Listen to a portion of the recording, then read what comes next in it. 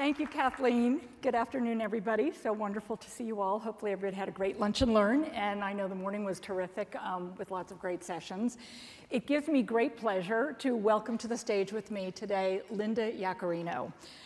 Linda, not only being a great friend, she has been really, truly a shining star and beacon in our business for a very long time, currently serving as Chairman, Advertising Sales and Client Partnerships at NBCUniversal. In this role, she oversees all advertising sales and market strategy for the company's entire television portfolio, including 2 broadcast networks, 17 cable networks, and 50 digital properties. And she reports directly to Steve Burke, Chief Executive Officer of NBCUniversal. Linda's been doing this for a little while. I'm not going to date us both, but we just had an opportunity in the green room to talk about our early days in advertising. And she had the wonderful experience of getting to punch in what needed to be printed overnight, the sales reports, and she'd go down the next day with her little shopping cart to pick them all up and then be able to distribute them. I did something similar as an assistant planner working for Phil Gracio, and at the same time, Erwin Gottlieb and Reno Scanzoni were at Benton & Bowles at the time. It was pre-fax machines, so really some funny stories that we got to share backstage.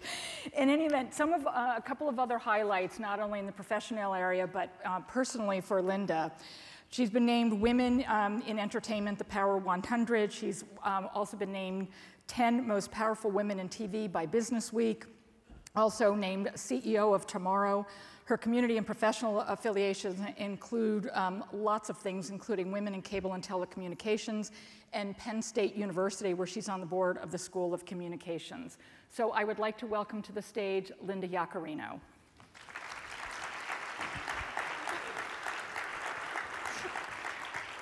Sorry, I had to tell them our little story. You forgot to tell them that we were only in junior high school when that was happening. Exactly, exactly. So, Linda, there is so much going on in our business, and you are doing so much in your organization. And so many things are happening and converging. So just tell us a little bit about, from your view, obviously the evolution is just mammoth and quite a lot to get our hands around. But tell us what you're doing to really motivate and inspire your team to grab onto this and help lead us all in terms of what you're trying to do across your organization and then also with advertising and agency partners in this business. Yeah, it is the time and speed at which we have to move, especially at a big company like NBCUniversal, is just incredible, and it's such a change. But I consider myself and our new-ish team lucky because I joined the company just about 5 years ago, and it was right after Comcast bought NBCUniversal. So we really did have almost permission to really relook at the entire company once the whole new Comcast team came in. And one thing that I talked a lot about, and my boss Steve Burke talks a lot about, is encourage and to build your team and inspire them to be owners, not renters. So when you think about the house that you live in and the people that you live in it, that live in it with you, you treat them a lot differently than you're just a temporary renter.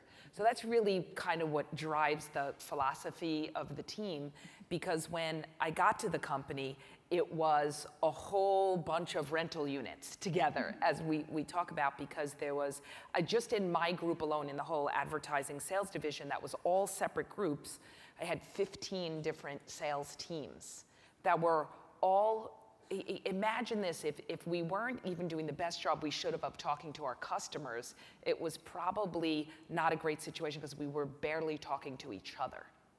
So when we decided to bring everything together as the portfolio, that's when we really started to talk about owning versus renting. For, I think many of you, if you read this article last week in the LA Times, Steve talked a lot about our Symphony campaign, yes, which is, and the Symphony philosophy at our company is when we all work together to promote one thing. at a particular point in time, largely credited with bringing the broadcast network to a leadership position, largely credited with opening movies like Despicable Me. So we have a lot of success in that, and a lot of that is really helping impact the culture that we have. And it's really starting to help us recruit and retain people because we're trying to get that message out that we're all one portfolio, we work together, we have our sights set on the future, right? Not on the past and saying we just want to kind of learn how to compete or be best in class in a traditional business, but we want to be standing 5, 10 years from now. So we look at our competitive set very differently today than we did those 5 years ago. So we're doing the best we can, but our portfolio strategy is really the one thing that I say defines taking a mammoth company, to use your word, and make it at least operate a little less like a supertanker and move a little more quickly through the challenging waters that we navigate every day. So you, as the leader of all of this, what do you personally do in terms of, just some thoughts for the audience, in terms of how do you think about leadership and the evolution that you're trying to create? I think a revolution. I think a lot of our company, you know, it took a long time, and it feels like a long time. I guess in the company lifespan, 5 years isn't a long time, right. But it took a long time to communicate, to identify the people that wanted to move quickly. I mean, imagine Comcast buying NBCUniversal. NBCUniversal at the time was actually a byproduct of a bunch of mergers and acquisitions. Right. And we behaved like that, quite frankly. Nothing was together. The infrastructure was very fragile if it wasn't archaic. I use this a lot. Only till about a year and a half ago, the broadcast network was on a mainframe computer. I mean, imagine that. It was the last time you used main and frame in the same sentence together. That was only about a year and a half ago. So it's been an incredible journey just to invest in the infrastructure. But also for my team, I think a lot of it we had to lead by example and make them actually anticipate or look forward to taking some risks. You could see that in the transformation of our company with a lot of our current or recent investments that we're doing, or even the philosophy that we talk a lot about. Who the heck 5 years ago said it was a good idea to buy a broadcast network? I was saying, broadcast? What, are you kidding me? And then look at us now on the other side of that investment strategy.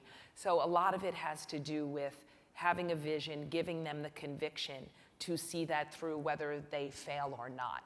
And especially for a sales and marketing group, communicating that it's okay to fail sometimes. We're not always going to be right, especially like with a lot of our current investments that we have. We're not going to be right all the time, but we have a bunch of irons in the fire, and our hunch is that when some of them win, we're going to be there, and we want to be able to be ready to move on that. So speaking of those investments, after you've put all of this together, I do think that a topic that we spend a lot of time talking about on the agency side and on the client side is integration, and making sure that all of the thinking is fully integrated to understand how assets need to roll out, et cetera, et cetera. So there have been some major investments by your organization in Snap and BuzzFeed, Vox, and now partnership with, say, Apple News.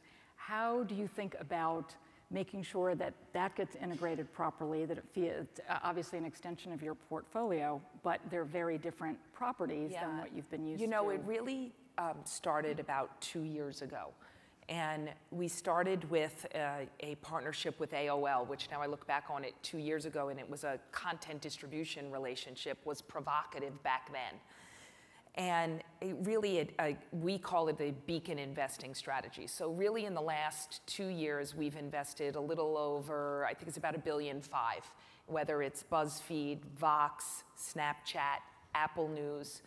So it's a combination of thinking. Number one, it really started with, we know that NBCUniversal, all our stuff that we primarily own, we can give you a lot or offer your clients a lot. So if we've got 20 to 25% of the available eyeballs audience at any time, that's a lot. We know that. Yeah. But we also know it's not enough. And certainly not enough in reflecting current consumer behavior. So that's what really inspired us to say, okay, we know we've got a lot, but we need to aggregate opportunities so we could offer more scale instantaneously to make sure that we can do what we're all here to do, is at the end of the day, sell some product, right? Right. So that's when we, first AOL came, and then BuzzFeed, which now we have 30% of the company. Vox, we have an incredible relationship right now with them, a lot of commonality with our sports properties and SB Nation, and a data tool or technology called Concert that's all around premium content, and then our latest Snap investment and Apple News, which is very exciting. Because Apple News is very unique in the sense where you have these two big companies coming together, Apple and NBCU, and people are like scratching their head, what are they up to? But it was really around a collective interest. So in distributing premium content, but in the mobile space. So we actually complement each other's needs very well, because Apple had the product, and when you have a product that's mostly in someone's lap or in their pocket, over 100 million users, right? Then they have the technology to be able to deliver that to us, but we have the ability for the content aggregation across all our other platforms. So that relationship is probably about 6 months old and has incredible momentum, and we couldn't build in the mobile space what Apple already had. So it was really coming together of two very complementary partners who had a shared vision about premium, brand-safe environments, and that's what's been going so well so far. And driven a lot by trying to focus on millennials and audiences. I think that's part of it, right? So as I said, we know we have a lot, but we certainly have some gaps or some white space we want to plug in, and millennials is a real big target. I could give a good example about really what inspired part of it, and some of our investments in getting millennials is our investment until 2032 in the Olympics, right? We joke around a lot that the NBC has invested so long, a lot of the athletes in 2032 won't even be, they're not even born yet. But a lot of that interest in, I guess, paying out or amortizing that investment was, we better make sure that the generations to come are born with that love of the Olympics that brings everybody together, or brings a nation together. And we weren't so sure about that, right? So we partnered with BuzzFeed, who produced all of the content for Snapchat in Rio. And it was a tremendous success, because a lot of millennials didn't have to or didn't want to sit in front of the set or sit in front of their tablet for several hours, but they were able to get the information in the entertaining way that they want to, in these snackable bites, and it was extraordinarily successful for our advertising partners as well. So we just last week announced a more expanded relationship with both BuzzFeed but Snapchat, in terms of where NBCU will lead those partnership deals or sales, including filters, lenses, and distributing this Olympic content on behalf of Snapchat to our partners. So a lot of it has to do with filling up the gaps and the white space, but it also happens to have more about capturing the consumer all day, like sunrise to sunset. So if we have let's say a young mom who wakes up every morning to Matt and Savannah on the Today Show, but then goes, is on carpool duty and checking Apple News, right? Articles when she's parked in the car. And then maybe it's a Thursday and we're watching, Snapchat rundown, and at the end of the day, ending with The Tonight Show and Jimmy Fallon. So it was really about more of a 24/7 ability to match data and premium content and capture that and be able to integrate and offer it to you guys. So that's a perfect segue into the next topic. So the currency of connecting with consumers is rapidly expanding and beyond the TV universe of ratings. And you are really, have been quite masterful, I think, at combining these different unique data sets to try to help us all make sense of what is happening out there from a consumption standpoint.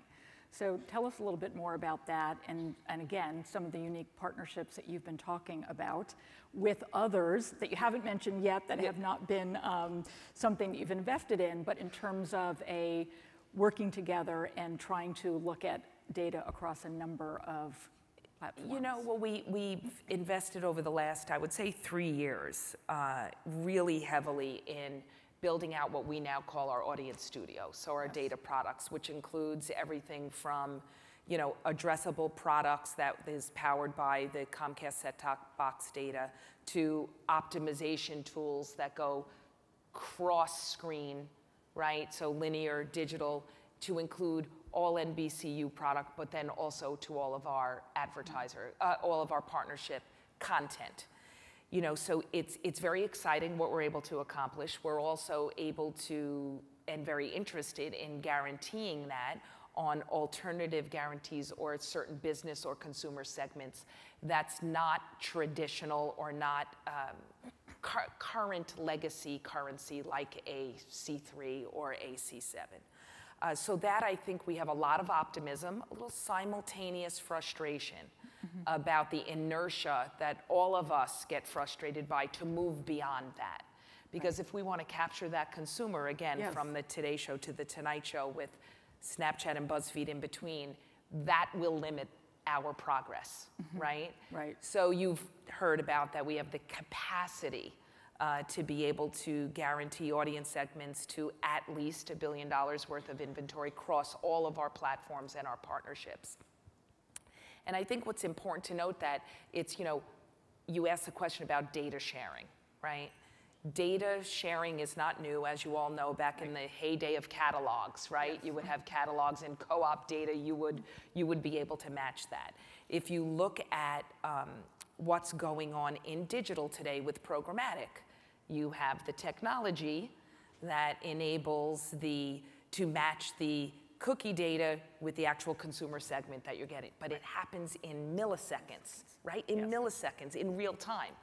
And finally, I think in television, we have the data to be able to match those consumer segments, but obviously not at the speed in which digital can perform. Right. But instead of allowing an algorithm to match your segment to a piece of content that you find out later, I think you have the time in television now and the data and technology to start with the content first and be able to make sure it's the content, the context, the time, place we were talking about, to match it, make it right, and that's impactful. So that's, you know, our latest, whether it's our linear programmatic tool or our Audience Symphony tool, which you can spread out off NBCU platform to Snapchat, BuzzFeed, because we think that's really important. But if you get that premium content piece first, and then you're able to layer on, because that's what's driving those platforms anyway, and driving that conversation is the premium content or events, that's what we're pretty excited about. So we say that actually TV is the new digital. Right. So that's what. Well, speaking of that, with that was my joke for the day. Talking about real time, and so much of what we think about in real time is being able to optimize literally as we move through the day. How difficult is that going to be in a television universe to really be able to say, that's not working over here, I want to move more over here? Well, it's a really great question, and that is actually the reason that we came in and announced that we were availing $1 billion worth of inventory. Right. It was because to have the capacity to iterate and the capability and people to change your plan, if you want to call it in flight, we have enough inventory across the whole portfolio. If the audience segment is not paying out almost in real time, but we can iterate weekly, right? If it's not paying out, I'll make this up, on the Tonight Show, we may move you to the Kardashians, or we might move you to Telemundo Prime, or we might move you to Thursday Night Football. So you have the ability to move because of the scale that's there, right? But what we needed to do to put our money where our mouth is to say, if I needed to move you from that spot that isn't paying out, okay, we'll move you, I'll take care of it and resell it elsewhere, but you get what you need on your audience segment. So that was the idea, or that's what's driving the whole $1 billion let NBCU put their money where your mouth is. What we're asking you guys to put your money where your mouths are, to put it in proper grammar, I think, is that we have got to bust out beyond legacy measurement, because then we're limited in what we could do for you. Right. And it's not that, I just don't understand really what it's telling you anyway 3 weeks after the fact. But if you allow us to, we're putting our inventory, you know, our skin in the game. Yep. And our skin in the game is the inventory at that capacity and the willingness to guarantee on your segment. So our hunch is we're probably going to be right most of the time, because we've got 3 years of testing under our belt, and we have the scale of the inventory to make sure we deliver to you. So you mentioned inertia before. Obviously, a big piece of that is getting past the legacy measurement. What are some of the other things that we collectively, agencies, clients, and you and your team together? Well, and I'm going to include working at a company that has a really big news footprint. I don't mean to be too provocative, but I'm going to include the press. I'm going to include that we could all do together, including a press narrative, that it's us versus them, or digital versus linear, or TV. It's not.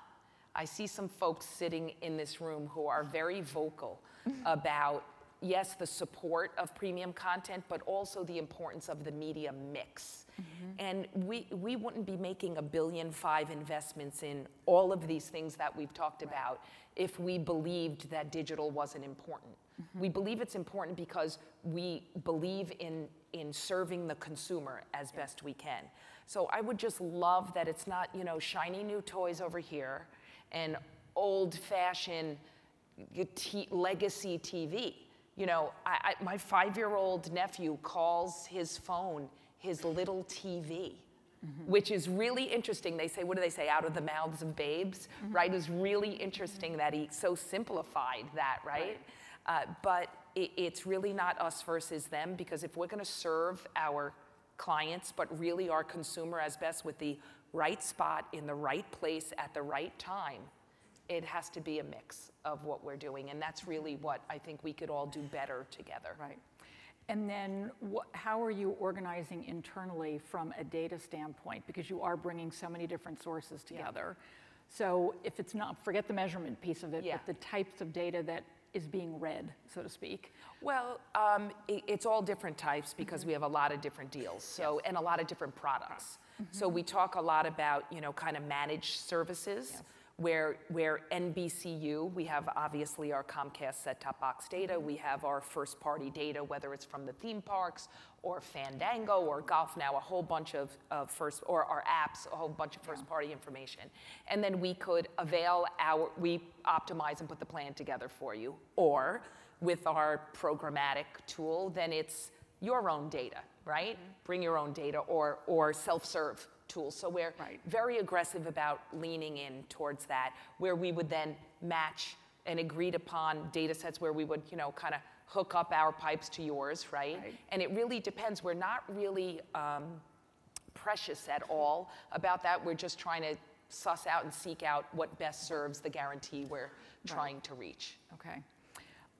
And so when we were starting to talk about more inertia, what are some of the things that, again, you added the press in here, we've got to get the narrative right and the story that we're all trying to do this together. Anything else kind of upfront, just some of the conversations that have been happening that we should all think about to try to move this forward? Because it is what we're doing in sort of the digital-only world. This is incredibly exciting what we're trying to bring together.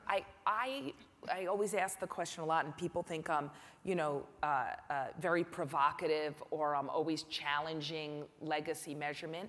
I don't understand the barrier. I think it's important to have third-party verification. I think it is table stakes. We would not go into a marketplace where we didn't say, here is the proof, here is the evidence. That's what we grew up in. The good thing about our, like the TV legacy, is that's what we know is table stakes for you. But what's challenging for us, it's almost like a different report card, right? Like when one side gets to grade their own homework, the other one doesn't.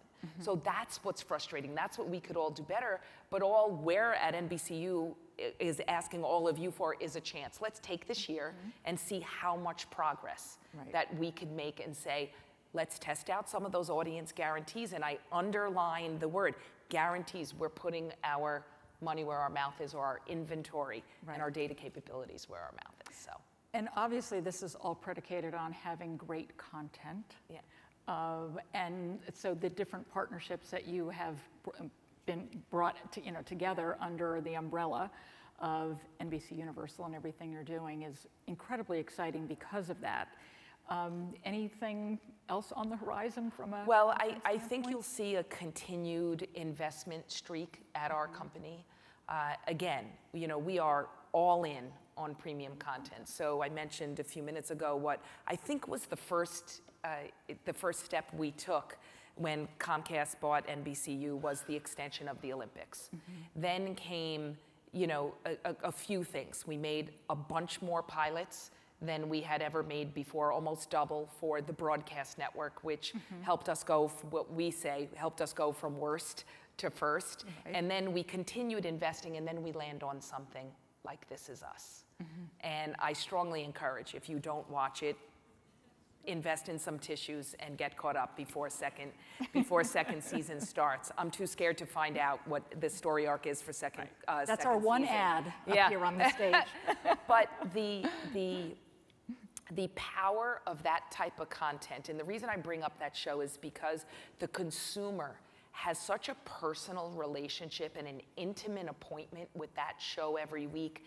That's the thing that makes the difference. It stops you dead in your tracks, right? It makes you think. You carry that content with you, or maybe it was when, I guess last night, you're screaming at the TV with the basketball game. Yes. That makes a difference. It's a big difference than when you're, kind of scrolling through your feed. So that's our bet.